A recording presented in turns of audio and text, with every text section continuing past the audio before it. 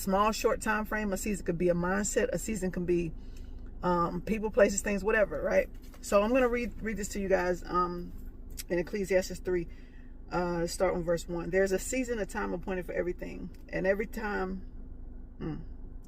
messed that up. Excuse me. There's a season and a time appointed for everything, and a time for every delight and an event of purpose under heaven. A time to be born and a time to die, a time to plant and a time to uproot what is planted, a time to kill and a time to heal, a time to tear down and a time to build up, a time to weep and a time to laugh, a time to mourn and a time to dance, a time to throw away stones and a time to gather stones, a time to embrace and a time to refrain from embracing, a time to search and a time to give up as lost, a time to keep and a time to throw away, a time to tear apart and a time to sew together, a time to keep silent and a time to speak up, a time to love and a time to hate, a time for war and a time for peace.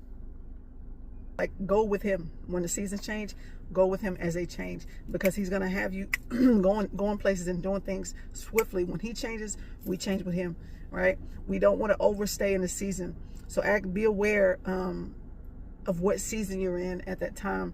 Don't overstay the season. Remember when Samuel was grieving over Saul because God had rejected him, God asked Samuel, he said, how long will you mourn? It wasn't a rebuke. It was more so a loving gesture. Like, I got things to do. Like, I got things that needs to be done. How long will you mourn? You're overstaying this part of life. You know what I mean? Put some oil in your horn and continue on. I have somewhere for you to go, right? So God has a time and season for everything. He sets it that way so everything happens in his divine timing. But don't overstay your season.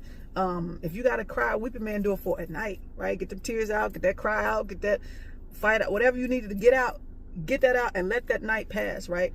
Wake up in the morning with a new fresh revelation, a new fresh day, a new fresh mindset, right? Don't overstay. You can harm your timeline by overstaying in a season, right?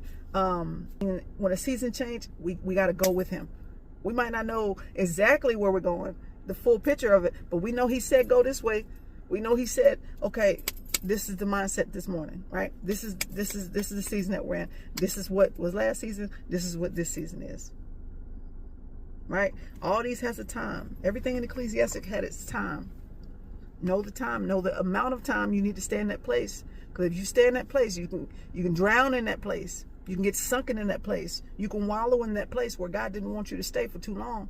Glory be to God. Thank God for time and seasons. Thank God for the redemption of time. Thank God for God. Thank God for his goodness. Thank God.